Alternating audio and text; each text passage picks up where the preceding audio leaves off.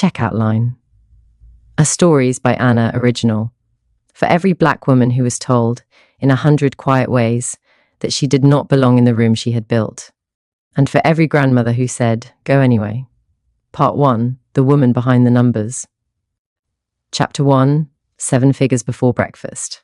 The call came in at 6:53 on a Thursday morning, which meant Vivienne Cole had already been awake for 2 hours. She was in her kitchen, the one on the 41st floor of her building on Central Park West, the one with the west-facing windows that caught the first grey light before the city fully decided to wake up. She was standing at the counter in a silk robe the colour of charcoal, her reading glasses on, a single cup of coffee steaming beside her laptop, and she was reading a 30-page risk analysis document about a proposed acquisition in the hospitality sector that 3 people had told her she shouldn't touch. She was going to touch it. Not because she was reckless. Vivienne Cole had never in her life made a reckless financial decision, not a single one in 22 years of building the kind of wealth that didn't announce itself at parties. She was going to touch it because she had read the underlying market data herself, pulled the demographic research herself, sat with it over 3 evenings the way she used to sit with textbooks in her mother's kitchen in Savannah, and she had come to a conclusion that differed from her advisor's conclusion. She had done that before. She had been right before. She picked up on the first ring. Vivienne. It was Raymond Park, her portfolio manager at Whitmore Capital, and he had the clipped energy of a man who had been awake since 5. The Caldwell position closed at 11:40. We're up 6.2 on the quarter. I know, she said. She had seen the alert at 5:15. A pause. You don't sleep. I sleep. I just don't waste it. She picked up her coffee. What's the issue with the Alton bid? Consortium is pushing back. They want 48-hour exclusivity, which we're not giving them. She said it the way you say things that have already been decided. If Alton needs 48 hours to decide whether this is a good deal, they haven't done their homework. Tell them 24. If they decline, we wait. The position holds either way. Raymond exhaled through his nose, the sound of a man recalibrating. She had heard that sound from him many times over the 11 years they'd worked together. It meant he disagreed but respected her enough to think about why he was wrong. All right, he said, and send me the updated cap table on the Hargrove review before noon. I need it before I go out. Where are you going? Shopping, she said, and ended the call. She stood at the window for a moment with her coffee, watching the park below come into pale focus. She was 43 years old. She was 5'6", slim, with the posture of a woman who had been told as a child to carry herself like the room was watching, and had taken the instruction so thoroughly that it had become part of her skeleton. Her hair was natural, close-cropped, silvered slightly at the temples in the way she had decided 2 years ago to stop worrying about. Her face was striking rather than conventionally beautiful high cheekbones, dark eyes with a quality of attention that people found either reassuring or unsettling, depending on what they had to hide. She did not think of herself as powerful. Power was a word other people used. She thought of herself as precise. She had grown up in Savannah, Georgia, in a small house on Waters Avenue that her grandmother, Celestine Cole, had owned since 1971. The house had 3 bedrooms, a covered porch where Celestine grew herbs in coffee cans, and a kitchen that smelled permanently of ginger and frying oil and the particular sweetness of fried plantain, because Celestine had come from Trinidad as a 19-year-old in 1963 and had brought her kitchen with her intact. Vivienne's mother, Denise, had worked at the county hospital as a licensed practical nurse for 26 years. She left at 6:30 in the morning and returned at 4 in the afternoon smelling of antiseptic and the specific tiredness of women who spend their days in physical proximity to suffering. She was not a warm woman in the way people described warmth. She didn't hug easily, didn't say I love you on impulse, didn't perform softness for the benefit of others. But she showed up. Every single day she showed up, which Vivienne had understood only in retrospect was the most demanding form of love. It was Celestine who had raised Vivienne in the in-between hours. Celestine, who had worked as a seamstress and later as an alterations specialist at a boutique on Broughton Street, who had hands that moved over fabric with a kind of authority that still, decades later, Vivienne could close her eyes and see. Celestine believed in 2 things above all others: the quality of what you made and the quality of how you presented it. She had dressed Vivienne for school every morning of her childhood with the same attention she gave to a wedding gown. "You are not less than," she would say, buttoning a collar, smoothing a hem. "You do not walk out of this house looking less than." It was not vanity, it was armor. Vivienne had been 14 when she first understood money, not as an abstraction but as a system, a language, a set of rules that most people followed without reading. She had been sitting in the waiting room of a bank with her mother, who was trying to get a small loan to repair the roof after a storm. The loan officer, a white man, maybe 40, pleasant-faced, wearing a tie with small diamonds on it, had smiled at Denise Cole with the practiced kindness of someone who'd already made up his mind. He had used phrases like "just a few concerns in your situation," and at this time, he had taken 30 minutes to say no. On the drive home, her mother had said nothing. Vivienne had watched her grip the steering wheel and decided something in the concentrated silence of the back seat. She was going to understand how this worked. All of it. The whole machinery. She got a full scholarship to Spelman College. She studied economics and finance and read everything adjacent to those subjects, including things that were not assigned and several things that were not yet published. She graduated summa cum laude and took a job at a small investment advisory firm in Atlanta that most of her classmates had never heard of. She chose it deliberately, not because it was prestigious, but because it was small. And in small firms you learned by doing rather than by watching. She worked there for 6 years. She was meticulous, relentless, and correct with a frequency that made her superiors both admire and watch her carefully. She moved to New York at 30. She began making her own investments, small at first, surgical, patient. She had a gift for seeing around corners, for reading a market the way Celestine had read fabric, by the texture of it, the weight, what it was capable of holding. She was 34 when she made her first million, 37 when she made her first significant investment in the Hargrove Group, a luxury retail conglomerate whose stock was temporarily undervalued due to a mismanaged leadership transition that Vivienne had correctly predicted was temporary. She had bought quietly, in tranches, over 18 months. She had done it again at 39, again at 41. She was now, by her own calculation, and she kept the calculation to herself with the same care that Celestine had kept her recipes, the largest single silent investor in the Hargrove Group.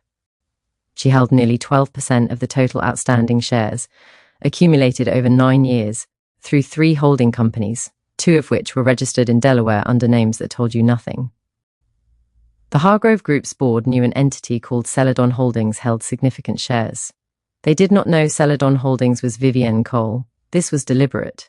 She had never needed them to know. She poured a second cup of coffee and went to her closet to decide what to wear. Chapter 2, The Art of Being Seen Without Being Known. She had a meeting at 9 that she handled from the apartment. A 40-minute call with the CFO of a mid-size hospitality company who was eager to discuss terms and slightly too eager, which told her something. She participated from her desk in the study, her video off, her voice completely unhurried, and she left the man with a clear sense of what she was and wasn't interested in, without telling him anything he could use. When the call ended, she sat for a moment in the good silence of having accomplished a thing cleanly. Then she went to her closet and selected, with the consideration Celestine had taught her, what she would wear. Ivory cashmere sweater, mid-weight, the kind that didn't announce itself but that a person who knew fabric would notice immediately. Dark charcoal trousers, wide leg, perfectly tailored. She had them altered twice a year because she believed in things fitting exactly. A long camel coat. Low-heeled leather boots in a dark cognac that she had owned for 7 years and had resoled twice, because they were the most comfortable shoes she had ever owned, and because Celestine had told her that a woman who wore good shoes did not think about her feet, and a woman who did not think about her feet could think about everything else. One piece of jewelry, a thin gold cuff on her right wrist that had belonged to Celestine. It was not flashy. It caught the light in a quiet way, the way things catch light when they are old and real. She stood in front of her mirror. She looked like what she was, a woman of substance, understated in the specific way that required effort to understand. She took her bag, a structured brown leather tote. Not a logo bag, not a designer badge, just good leather, and her phone, and the small notebook she carried everywhere. The notebook was where she kept her operational observations. 4 times a year, Vivienne visited a Hargrove Group property. She did not announce herself. She did not arrive with an entourage or a clipboard or any visible indication of purpose. She She walked in as a customer, and she watched. She watched how the staff engaged with shoppers. She watched inventory management, display freshness, the kind of subtle signals that told you whether a store was being managed with care or on autopilot. She had a rubric she'd developed over the years, not formal, not something she'd share with the board, just a set of observations she trusted more than the quarterly reports that landed in her inbox with their polished numbers and their careful omissions. She had been doing this since she first invested. She believed, with the conviction of someone who had learned everything the long way, that you could not understand what you had never seen. Today, she was going to Hargrove's flagship store on Fifth Avenue. She had been twice before. Once 5 years ago, when she had been impressed by the floor management, a senior associate named Gloria, who moved through the women's section with the confident ease of someone who genuinely loved the work and had a gift for reading what a customer wanted before they'd finished saying it. Once 3 years ago, when she had noticed with concern that the customer-to-staff ratio had thinned perceptibly, the displays were not rotated on the usual cycle, and 2 of the fitting rooms on the second floor were cordoned off without explanation. She had noted both visits in her book. She had a specific purpose today beyond the evaluation. She wanted to find a gift for Raymond Park's wife, Helena, who was having a significant birthday next month and who had, on the occasion of a dinner party last spring, admired a particular style of silk scarf displayed in the Hargrove case, with a longing that she'd covered quickly when she caught Vivienne watching. Vivienne had remembered. She generally remembered. She took a car down to Fifth Avenue. She sat in the back seat with her notebook open on her knee, writing 3 lines about the Alton bid that she didn't want to forget, then closed it and looked out the window at the city going about its ordinary Thursday. You are not less than, she thought, the way she sometimes thought it, not because she needed the reminder, but because Celestine had said it so many times that it had become a kind of background music, a frequency she carried. She put the notebook in her bag. The car stopped at the curb in front of the store. Part 2, The Performance of Luxury. Chapter 3, Marble and Glass. Hargrove's flagship was the kind of building that had been designed to make you feel, before you even walked in, that you were entering a different category of existence. The facade was white limestone, 12 stories, with tall arched windows along the first floor fitted with glass so precisely clean it looked like solid light. The name Hargrove was cut into the stone above the entrance in letters that were not large. Someone had understood that the truly expensive things did not need to shout. 2 men in dark coats flanked the brass revolving doors, though their purpose was aesthetic rather than functional. They were there to be seen holding a door. Vivienne had looked at that building for 9 years with the quiet knowledge of partial ownership, which was a strange thing to carry. The building did not know she was coming.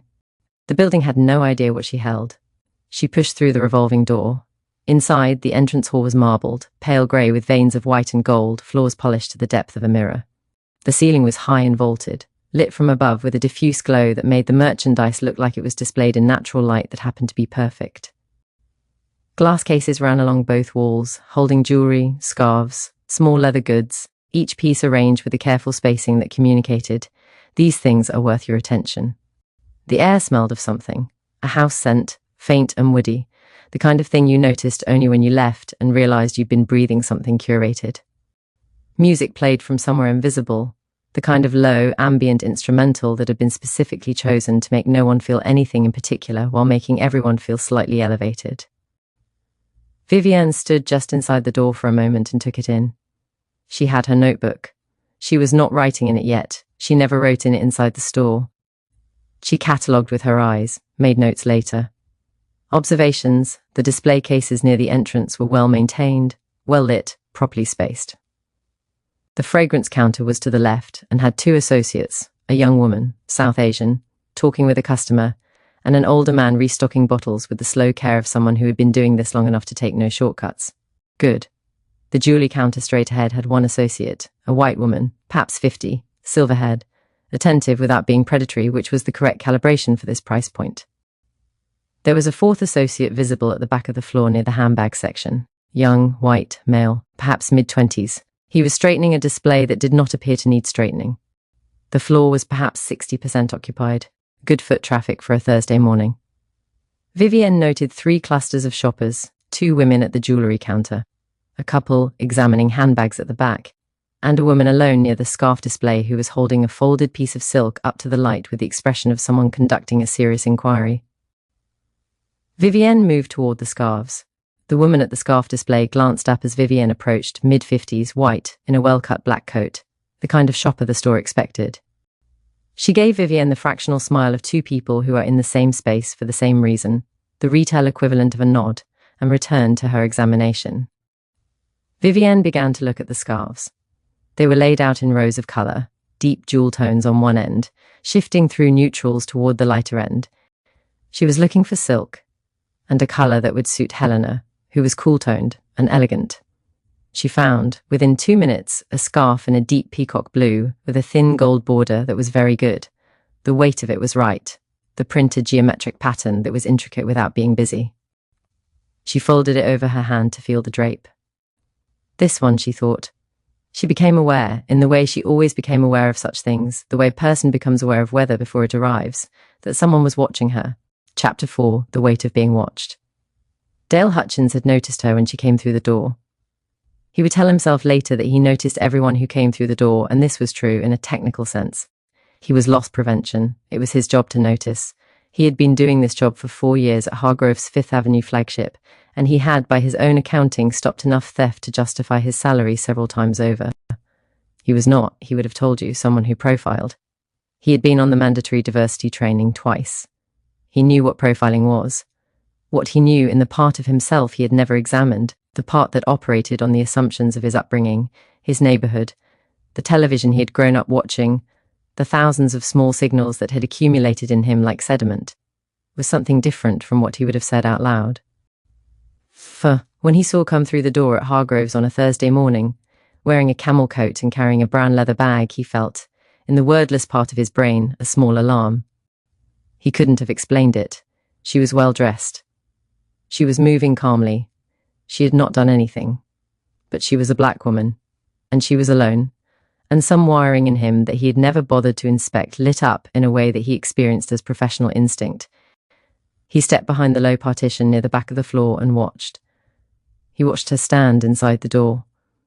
He noted that she appeared to be looking around, assessing the space, he would call it later, though he used that phrase in his head with a meaning that did not apply to the other 3 people who had done the same thing in the last hour. He watched her move toward the scarf display. He watched her pick up a scarf and fold it over her hand. She's working out whether it fits in her bag, he thought. He did not ask himself why he thought this instead of, she's working out whether the drape is right.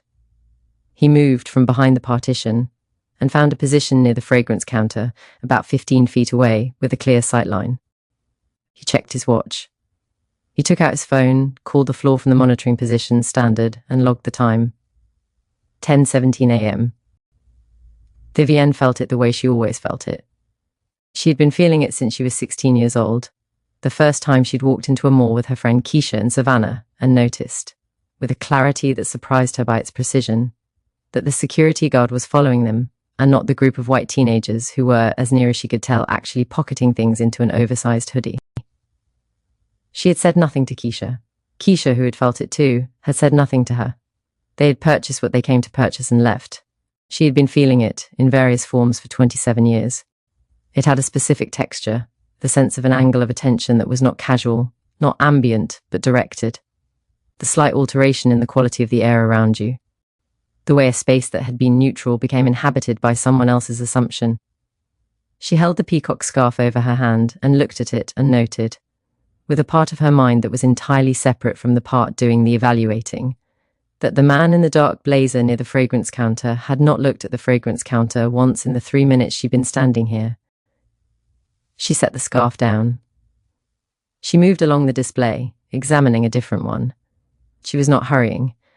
She was not performing nonchalance. She was simply continuing to do what she had come to do, with the particular composure of someone who had had many years to decide how they would behave under these circumstances.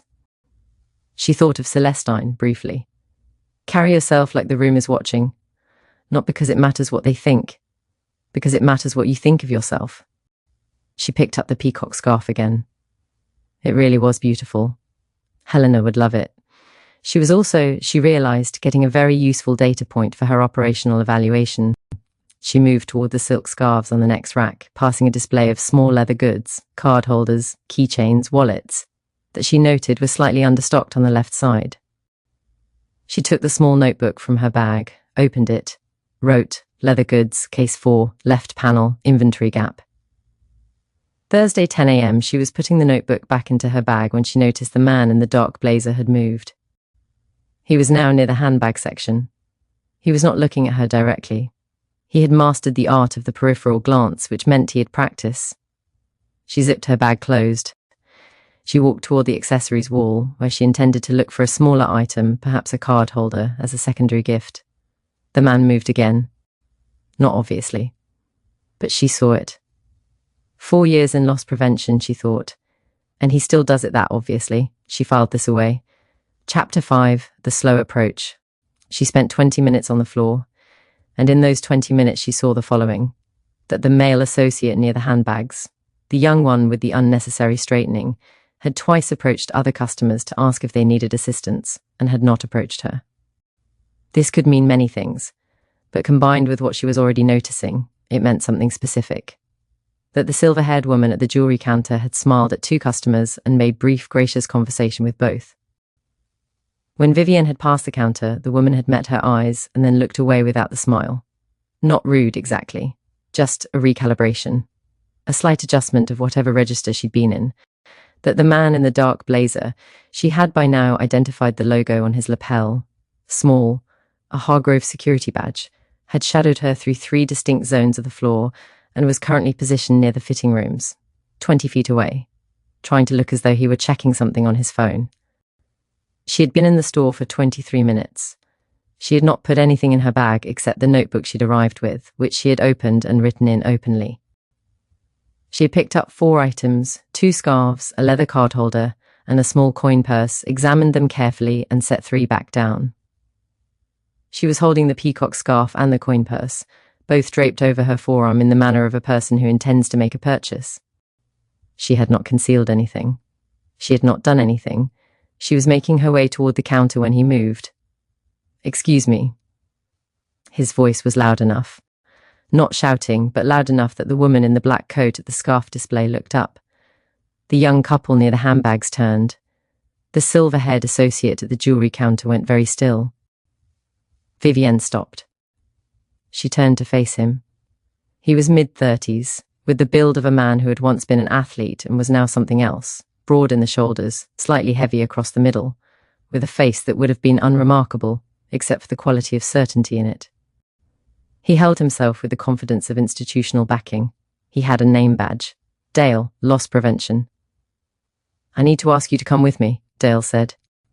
He kept his voice professional, clipped even. "There's been a report of concealed merchandise."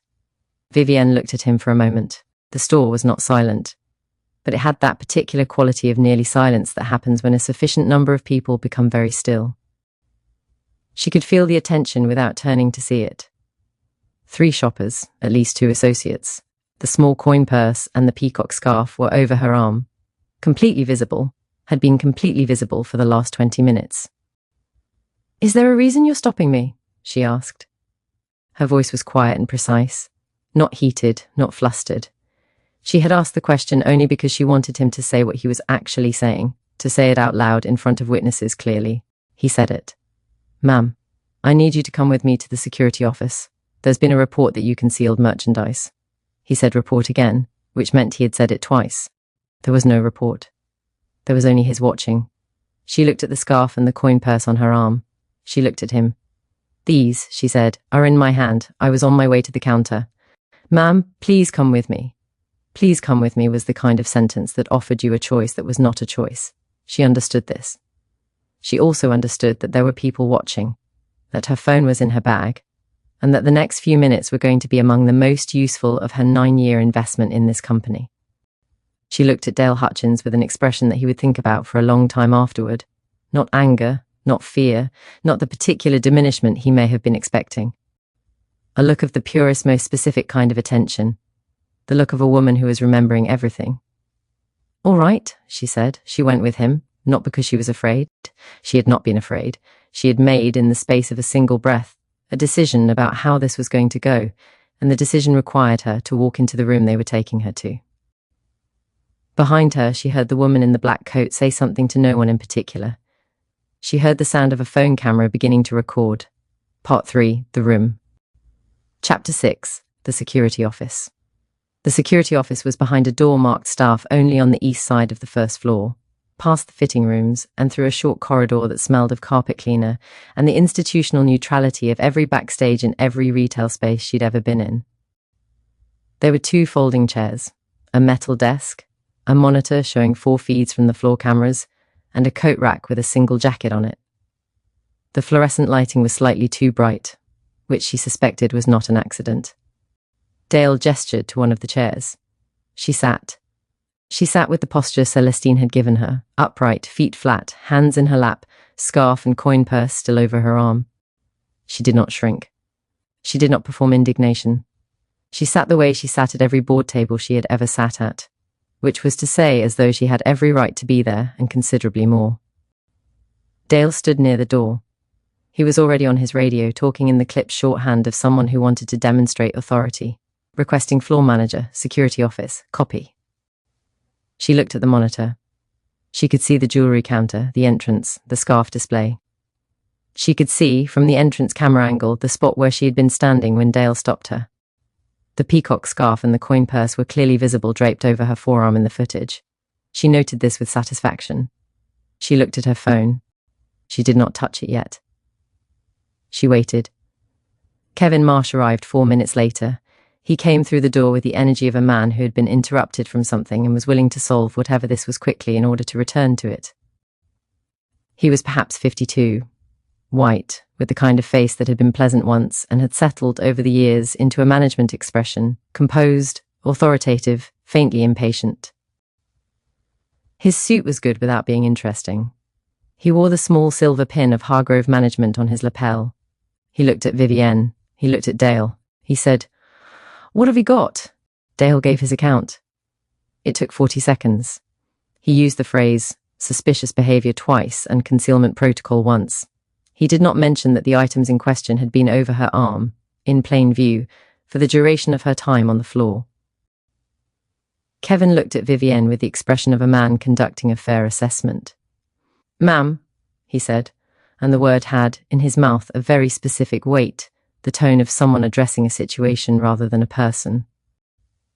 "I'm the store manager, Kevin Marsh. Can I ask you your name?" "Vivienne Cole." He wrote it on the small pad he'd brought, which told her he'd brought the pad.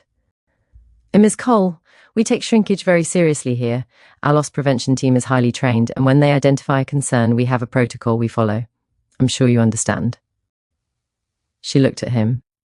"I understand that I was on your sales floor for approximately 20 to 3 minutes, holding items I intended to purchase, and that I was stopped before reaching the register.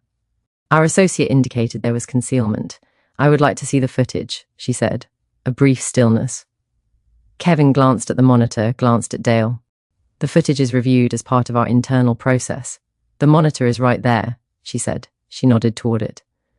"The footage of where I was standing is on it now. Would you like to look at it together?" Kevin did not look at the monitor.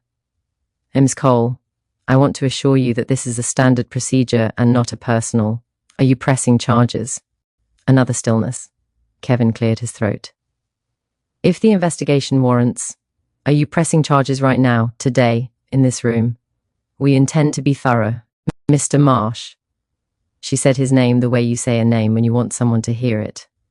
"I'm going to ask you one more time whether you are detaining me for the purpose of pressing charges, because the answer to that question determines what I do next." Kevin Marsh looked at her. She could see him doing the calculation, the visible strain of a man trying to determine whether backing down now would look worse than pressing forward. He was the kind of man for whom backing down was always worse. This was going to cost him. "Ma'am," he said, "we will be reviewing all available evidence and making a determination. In the meantime, I want to be honest with you. If the evidence supports the report, we will be pressing charges. And perhaps," he paused, and in the pause she could see him choosing what he thought was the gracious option. "Perhaps in the future you'd be more comfortable shopping in a different establishment." There it was. She had known something like that was coming. She had known it the way you know weather. She had been told, in 100 different ways, in 100 different rooms, that she would be more comfortable somewhere else. At the bank when she was 14, at the investment firm when she was 28, and the senior partner asked if she'd considered the operations track. At the first board meeting where she had submitted a term sheet and watched 3 men look at each other before they looked at her. She had never been more comfortable somewhere else. She had always been exactly here. She looked at Kevin Marsh with the same expression she'd given Dale on the floor, complete attention, absolute stillness, the look of a woman for whom everything that was happening was information. "I see," she said. She opened her bag. She took out her phone. "I'm going to make one call," she said. Kevin Marsh made a small, indulgent gesture with his hand, as though granting a courtesy. She dialed. Chapter 7, one call. The phone rang twice. Vivienne. Marcus Webb's voice was warm, unhurried, the voice of a man who was very rarely hurried, because he had made it his professional practice to always be 3 steps ahead of whatever was happening. He was 51 years old, a partner at Webb and Okafor LLP, and he had been Vivienne's attorney for 11 years. He handled everything: her corporate structure, her investment holdings, her real estate, the 3 charitable foundations she funded quietly. He knew about Celadon Holdings. He was one of 4 people alive who knew what Celadon Holdings was. "Marcus," she said, "I'm in the security office at Hargrove 5th Avenue. The store manager's name is Kevin Marsh. A loss prevention officer named Dale stopped me on the floor and accused me of concealing merchandise. I have not concealed anything. Kevin Marsh has indicated that they intend to press charges and suggested I'd be more comfortable shopping elsewhere." A pause. It was not the pause of a man who was surprised. It was the pause of a man who was running calculations with great efficiency. "Are you all right?" "I'm fine." "Good." She could hear him already moving, the small sounds of a man standing, locating his jacket, starting to walk.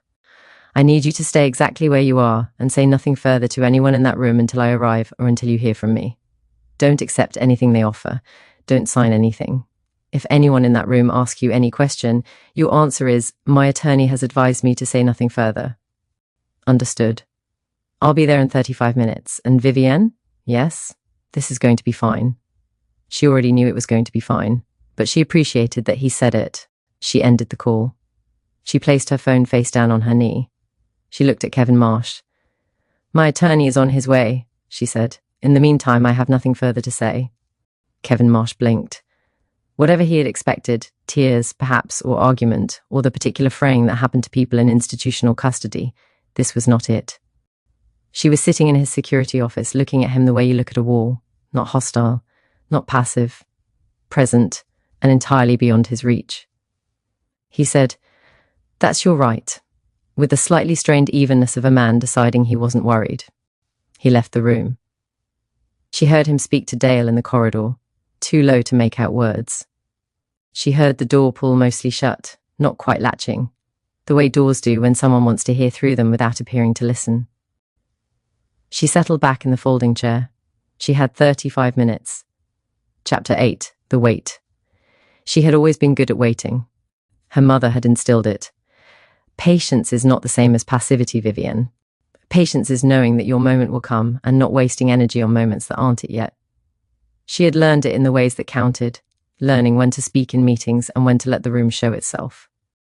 Learning when to move in a market and when to let a position breathe. Learning at 16 on a sidewalk outside a department store that had just told her and Keisha to follow the guard's instructions or leave, that her moment was not yet, and that the accumulation of many not yet moments was itself a kind of record. She sat in the folding chair in the security office of the store she partially owned, and she let herself remember. She remembered Celestine's kitchen in the early morning, the smell of coffee and something frying, the sound of a radio playing low from the counter, the quality of light through the window over the sink, which was yellow in summer and blue in winter. She remembered sitting at that table doing homework while Celestine sewed at the other end, and the quality of those hours, the warmth of them, the sufficiency of them, the way a child sitting in a room with someone who loves them completely does not know they are accumulating a resource that will last the rest of their life. Celestine had died when Vivienne was 29. She had come home from New York and spent the last week in Savannah, sleeping in the room she'd grown up in, and she had held Celestine's hand in the hospital and told her, because she wanted her to know, that the house on Waters Avenue was going to be theirs forever, that she had purchased it outright the month before, mortgage cleared, title in the family name. Celestine had squeezed her hand and said, "I know you would, not I knew you could." She had said would, because she had never doubted the direction, only the timing. "I know you would." She looked at the monitor. The floor camera showed the sales floor going about its business. She could see the spot near the scarf display where she'd been standing. On the footage, she could see herself clearly from above. The camel coat, the items over her arm, everything visible. She could see Dale's position, logged at 10:17 in the corner timestamp, hovering near the fragrance counter. She could see, if she was reading the footage correctly, the entire 17 minutes of what had actually happened. She took out her notebook and wrote 3 observations about the store's operational performance. Then she wrote, "Note for board review, RE, loss prevention protocols and training standards. Security footage to be preserved." She underlined the second sentence. She checked her watch. 22 minutes had passed. She heard voices in the corridor.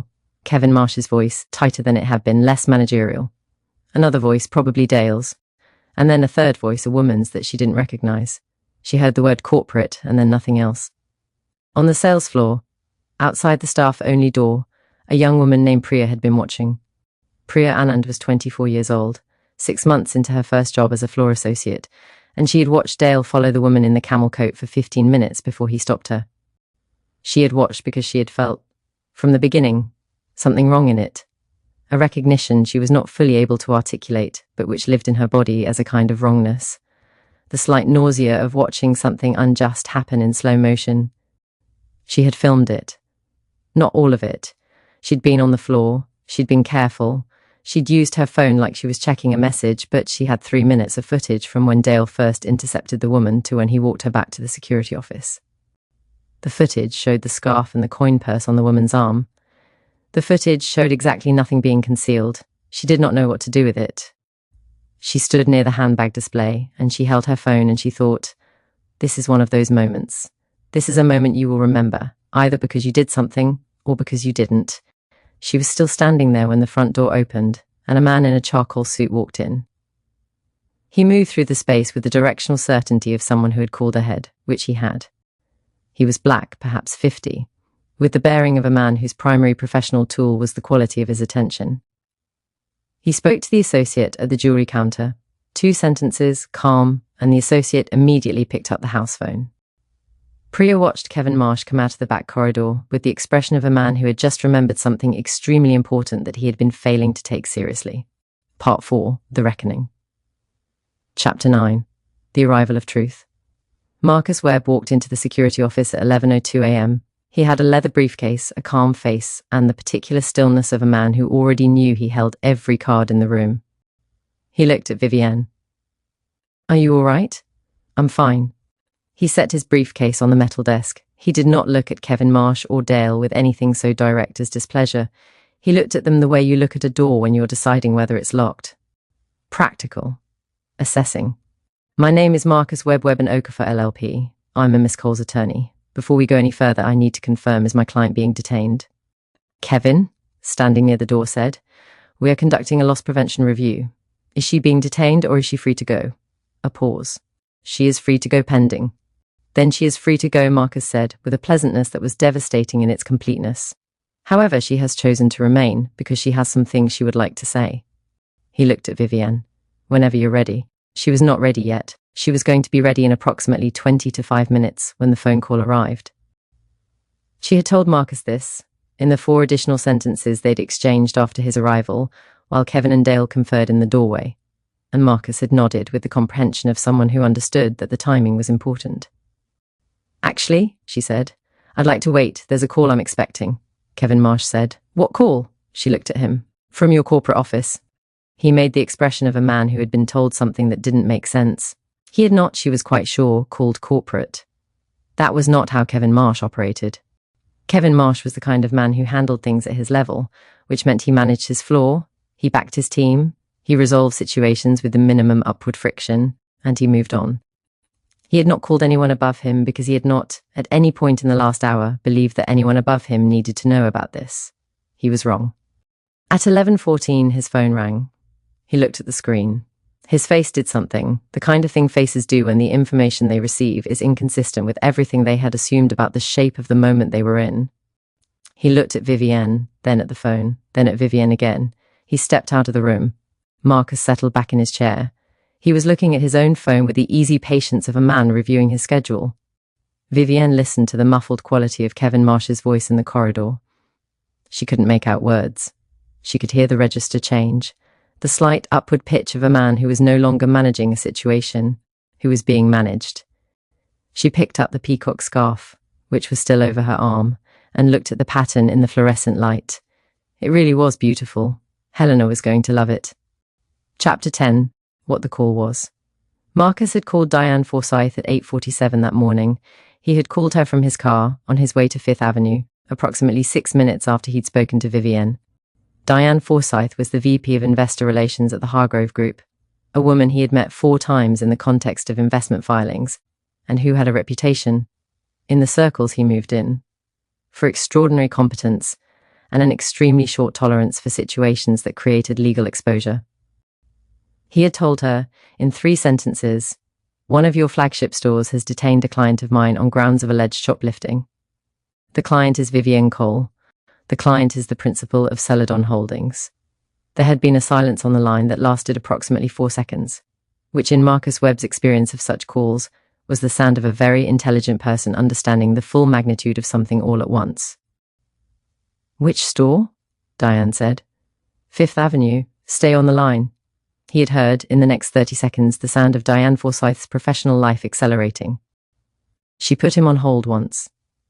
He heard, distantly, her telling someone else to get Thomas Garrett on the line, Thomas Garrett being the CEO of the Hargrove Group, a man who had been photographed in Fortune magazine 3 times, and who had given a keynote at the National Retail Federation conference about the importance of diversity, inclusion, and making every customer feel valued.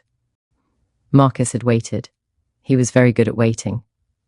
When Diane came back, her voice had the texture of someone who was managing their breathing. "We will be calling the store manager directly. What is his name?" "Kevin Marsh." "Mr. Webb, I want to assure you that this will be handled at the highest level and that the Hargrove Group does not condone." "I know," he said pleasantly. "You can tell that to Miss Cole when you speak with her. She's in the security office."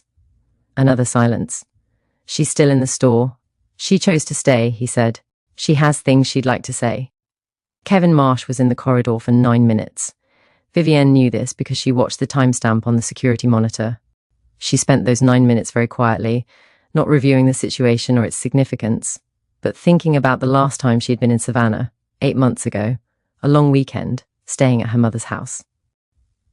She and her mother had sat on the covered porch with glasses of sweet tea in the late afternoon, watching the light change, mostly not talking, the way they had learned to be together, not warm in the conventional sense, but entirely at ease. Her mother had looked at her at one point with an expression that Vivienne recognized as her version of affection, a direct look, slightly appraising, entirely without pretense. "You look good," her mother had said. It was not, from Denise Cole, a small thing. The door opened. Kevin Marsh came back into the room. He looked like a different person from the one who had left. He was the same weight, the same suit, the same face, but the managerial certainty had gone out of him the way air goes out of a room. He looked at Vivienne with an expression she had seen before, on the loan officer's face once years ago when he looked up from her mother's paperwork, the expression of sudden, specific reckoning. He said, "Ms. Cole, I've just spoken with our corporate office." She waited. He was not going to be helped through this. She was not going to give him a word to grab onto. "I've been informed," he said, with the quality of a man reading from a script he'd been given 30 seconds ago and hadn't had time to memorize, "that you are that Celadon Holdings, which is—" He stopped. He started again. "I've been informed that you have a significant investment relationship with the Hargrove Group." Dale Hutchins, standing near the door, looked at Kevin, then at Vivienne, then at Kevin again. She watched the calculation happen on his face, the same kind of recalibration, slower and less articulate than Kevin's, but arriving at the same destination. "That's correct," she said. Kevin Marsh opened his mouth. He closed it. He said, Miss Cole, on behalf of the store, I want to. This situation has been. Mr. Marsh, she said. He stopped. I'd like to speak now. She looked at Marcus. Please take notes. He opened his briefcase and removed a legal pad. He uncapped a pen. He was already looking slightly pleased, which he had the professional restraint to keep from his face but not from his eyes. Chapter 11. Vivienne speaks. She spoke for 11 minutes. She spoke without notes, without raising her voice, without a single word that was not precise. She spoke the way she had learned to speak in the rooms where things were decided, directly, completely, with no ambiguity about what she had seen and what she expected.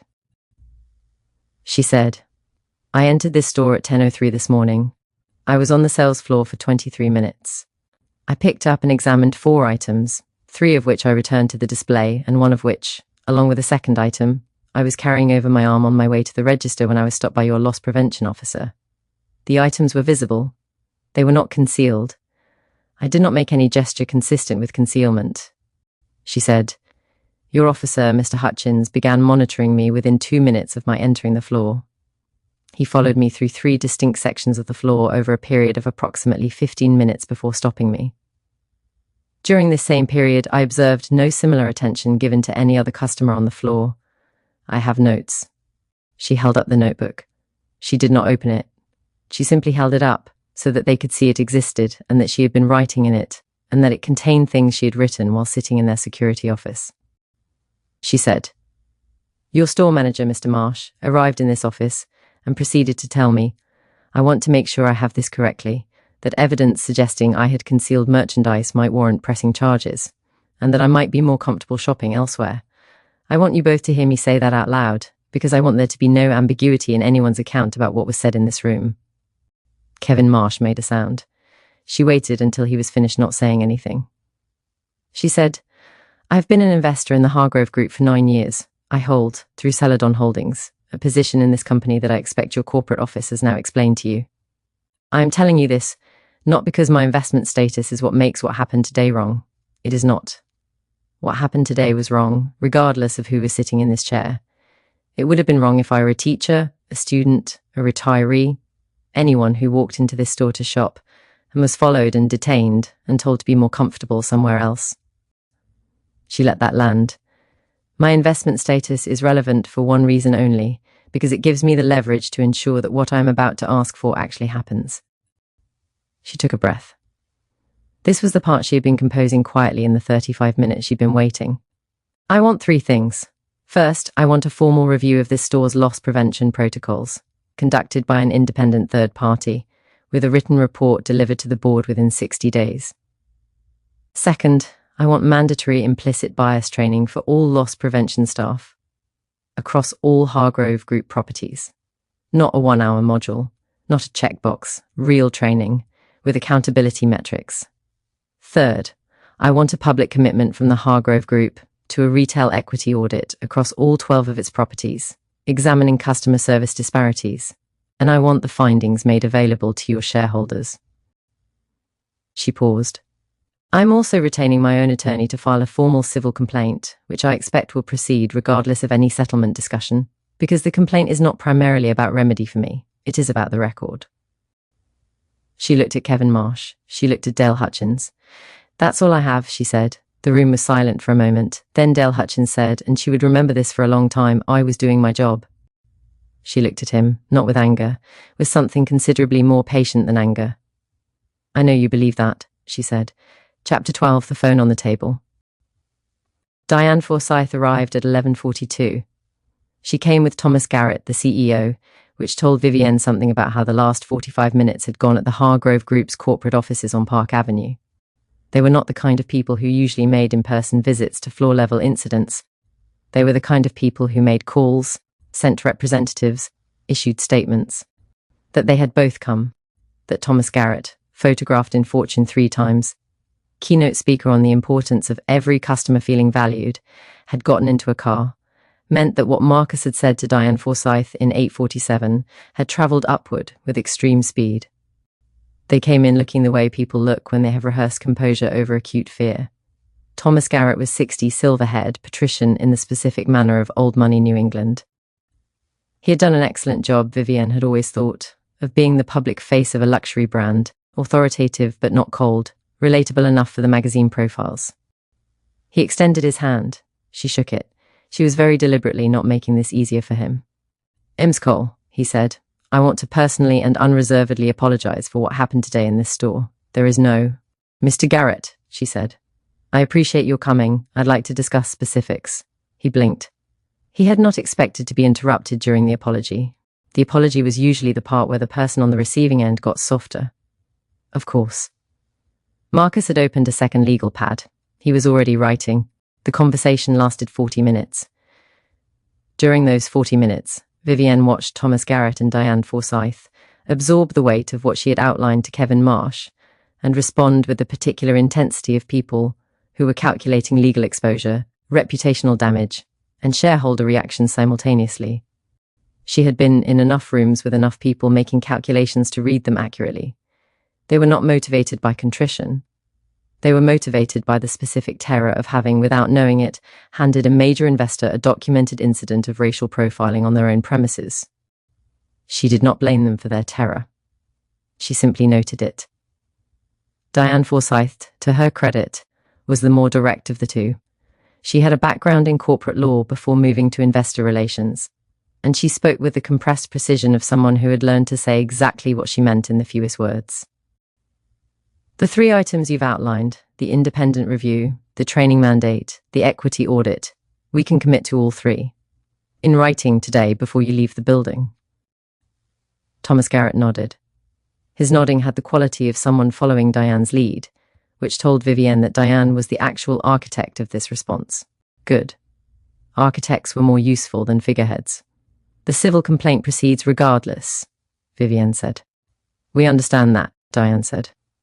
And I want Dale Hutchins removed from loss prevention pending the formal review. Not fired, review. If the review determines that the action today was consistent with training he was given, that's a training problem, not just a personal one.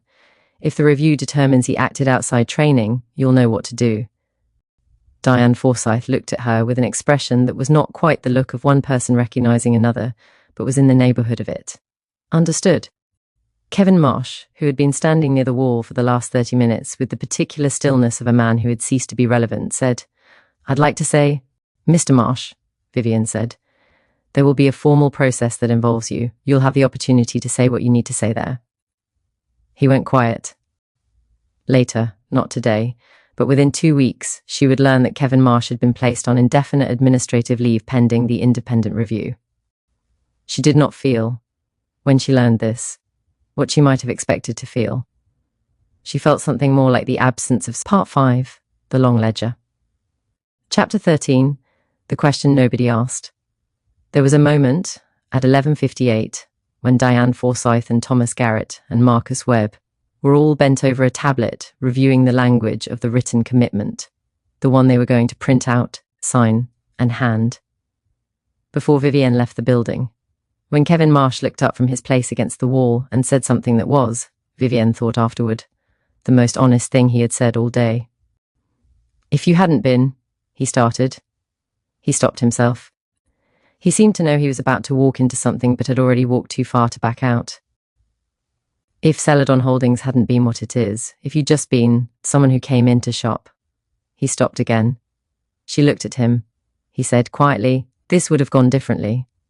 She let the silence hold for a moment. Yes, she said, it would have. She said it without heat.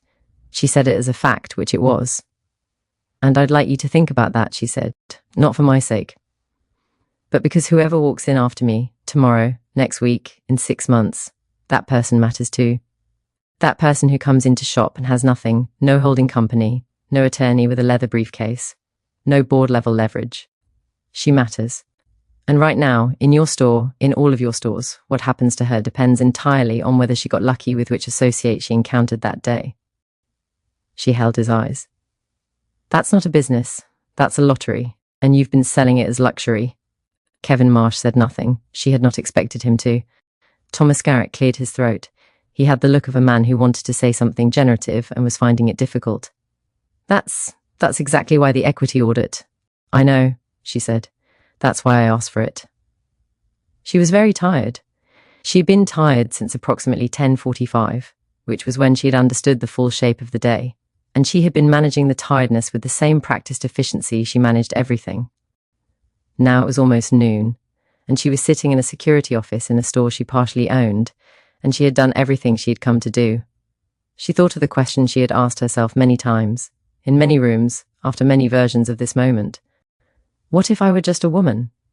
Not an investor, not a Spelman graduate with 22 years of compounded position building, not Celestine's granddaughter, or Denise's daughter, or the person who had bought the house on Waters Avenue free and clear.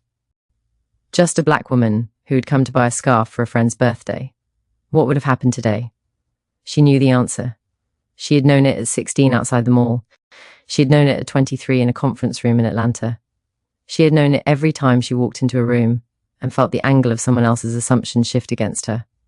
She had done the math, and the math was this: without the holding company, without Marcus and his leather briefcase, without the fact that she was quietly about to cost this organization more than it could afford not to care about, she would have been charged, or released with an apology so thin it barely qualified as language, and she would have driven home with the weight of it, and she would have filed it in the place where all the other weights lived, and she would have continued. Because that was what you did. That was what women like her had always done, continued, regardless, through rooms that did not recognize them, through doors that required twice the effort to open, through the particular exhaustion of being required to prove, over and over, that you existed, and that your existence was legitimate, and that your presence in the room was not a mistake someone was going to correct.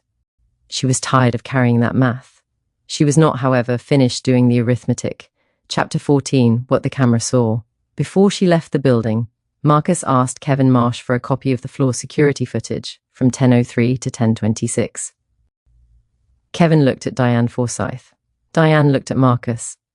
"We'll have it sent to your office by end of business," she said. "That would be appreciated," Marcus said. The footage arrived at 4:17 that afternoon.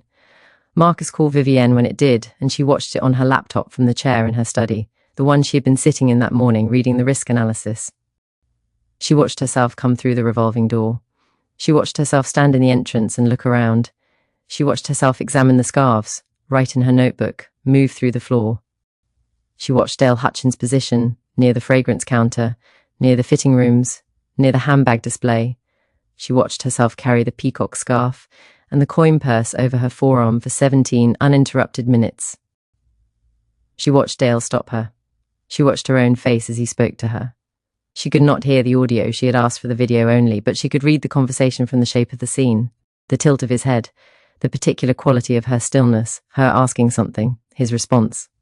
Then she was moving toward the staff door, and the camera angle lost her. She watched it twice. Then she closed the laptop and sat in the quiet of her apartment. There was also, she had learned that morning, Priya had told Marcus directly, as he was preparing to leave the building, a second video. Floor-level footage, phone camera showing the same scene from a different angle.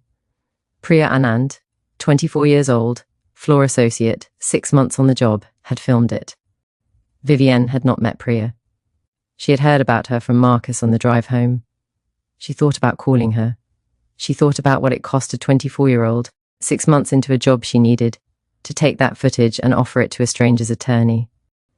She sent Marcus a text, asked Priya Anand if she's all right, and if she needs anything. He replied, already done. Chapter 15, The Shape of What Changed. The Hargrove Group issued a public statement 9 days later. It was careful and corporate, as such statements always were.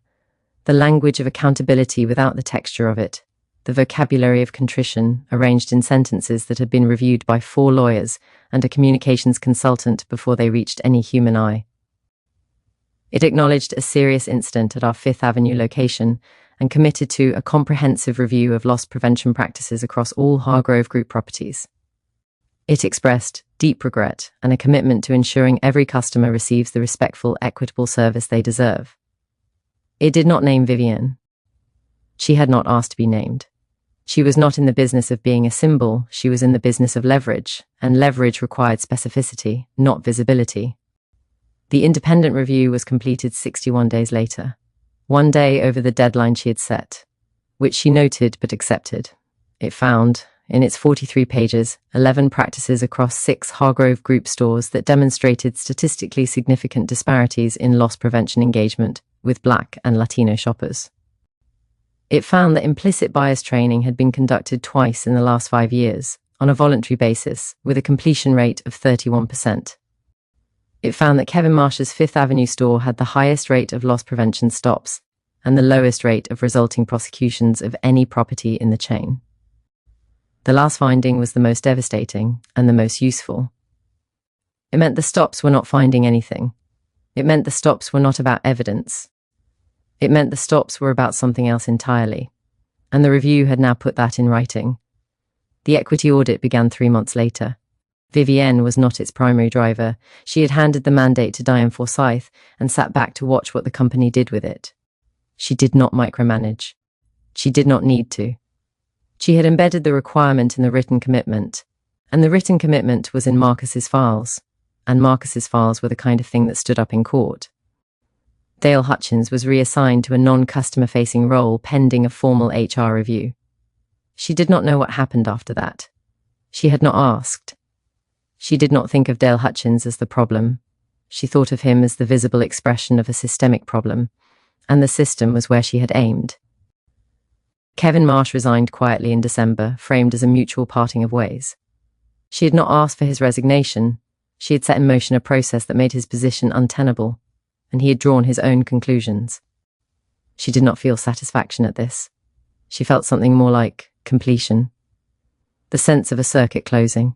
Priya Anand was offered a promotion to senior associate, an offer that she accepted, and which she had clearly been qualified for before the events of that Thursday. Vivienne had said nothing directly about Priya to the corporate team. She had mentioned in passing to Diane Forsyth that an associate on the floor had shown excellent judgment and integrity during the incident. Diane was smart enough to understand what that meant. The civil complaint filed by Marcus Webb proceeded. It was settled 8 months later. The terms were confidential, as the terms of such settlements always were. What was not confidential was the structural component, the training mandate, the audit, the review. These were part of the settlement, which meant they were now legally binding rather than voluntary. That had been the point. Epilogue, Fifth Avenue, 6 months later. She went back on a Tuesday morning in May. The city was warm, the kind of warm that Manhattan wears in spring, like a rumor, tentative, slightly disbelieving. The trees in the park still surprised by their own leaves. She walked from the park down Fifth Avenue in a pale blue linen blazer and dark trousers, her hair catching the light, the gold cuff at her wrist. She had no agenda. She did not have her notebook. She pushed through the revolving door. The first thing she noticed was the new associate at the entrance, a young black woman, maybe 22, who met her eyes the moment she came through the door and said, "Good morning. Welcome to Hargroves. Let me know if there's anything I can help you find." She said it with the directness of someone who had been trained to mean it. "Thank you," Vivienne said. The second thing she noticed, the floor manager, not Kevin Marsh, someone new, a woman who was moving through the space with an engaged purposefulness that registered immediately. She paused near the jewelry counter to speak to an associate, moved to the handbag section, made a small adjustment to a display. She was attentive without being performative. The third thing she noticed, a young black man, perhaps 30, examining watches in the glass case near the entrance. He was wearing paint-stained khakis and a faded sweatshirt. He had come, possibly, from a job site, or from wherever he came from, and no one was following him. She stood near the scarf display. The same peacock scarves were there, restocked. She picked one up and held it in the light. She was thinking about a second one. Helena had mentioned, obliquely, at the birthday dinner, that she'd admired it. A second one for Helena's sister, who was visiting from London in the summer. A young woman appeared at her elbow, not hovering, present. "That one is stunning," the associate said. "The weight of it is incredible. Is it for you, or are you looking for a gift?" "A gift," Vivienne said. "For 2 people, actually, same taste. Do you want 2 of the same, or do you want to look at the other colours? We just got a deep burgundy that I think you'd love if you're getting them for 2 people. It's very similar to this one, but gives them something different." "Show me," Vivienne said.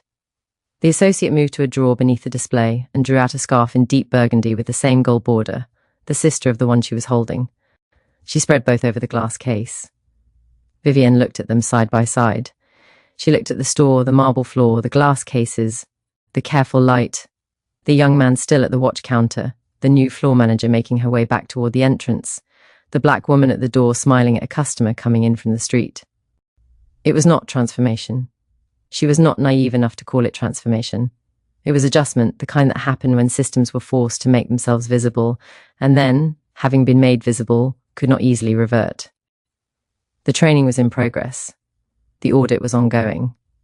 The review had produced findings that were now in the record and would take years to fully implement and might be partially implemented and might be done halfway and might be the subject of another conversation in 3 years that she would need to have again. She knew this. She had always known this. The work was not a door you walked through and arrived on the other side of. It was a series of doors, and you carried the key, and you kept going. But the young man was looking at watches, and no one was following him. "I'll take both," she said. The associate folded them with care, tissue paper, ribbon, the small ceremony of a gift being made right, and Vivienne stood and watched and thought about Helena's face when she opened it, and about Celestine's hands moving over fabric, and about the house on Waters Avenue, and about her mother on the porch with the sweet tea, and about the 16-year-old in a mall in Savannah who had watched a security guard and decided, with the full weight of a decision she didn't know she was making yet, that she was going to understand how all of this worked. She understood it. She paid. She took the bag with its careful tissue paper and its ribbon. She thanked the associate. She walked out through the revolving door and into the May morning. The park was to the west. The city went on about its business under the wide blue sky. She stood on the sidewalk for a moment, the bag from Hargrove's in her hand, the gold cuff catching the light. She thought, "I know you would." She walked north. Author's note. Retail racial profiling, sometimes called shopping while black, is a documented and widespread practice. Studies have shown that black shoppers are disproportionately followed, questioned, and detained in retail environments at rates that have no correlation with actual shoplifting behavior. The legal recourse available to people who experience this varies enormously by jurisdiction, economic circumstance, and access to legal representation. Most people who are detained do not have a Marcus Webb. Most people who are followed do not have a Celadon Holdings. Most people who are told they would be more comfortable shopping elsewhere simply leave. This story asks what happens when they don't. It also asks, and this is the harder question, what it means that the accountability in this story was made possible by Vivienne's wealth and leverage, rather than by the simple wrongness of what was done to her. The wrongness did not depend on what she owned. The wrongness was there from the moment Dale Hutchins decided that the quality of her coat was not enough to override what he had already decided about who she was. Priya Anand, in this story, did something that did not require leverage. She filmed what she saw. She believed it mattered. She made herself useful to someone else's fight. She is, in some ways, the most important person in this story. The goal of structural change, real structural change, not the language of it, is that one day a person should be able to walk into a store, pick up a beautiful scarf, and walk to the register without any of this happening. Without needing to be an investor, without needing an attorney, without needing a film, without needing anything except the ordinary right to shop. We are not there yet, but we are keeping track. Stories by Anna, where powerful stories come alive. Please like, comment, subscribe, and turn on notifications for more unforgettable stories, hidden truths, and emotional adventures. In the architecture of injustice, the most dangerous person is not the one who acts. It is the one who watches and decides they didn't see anything.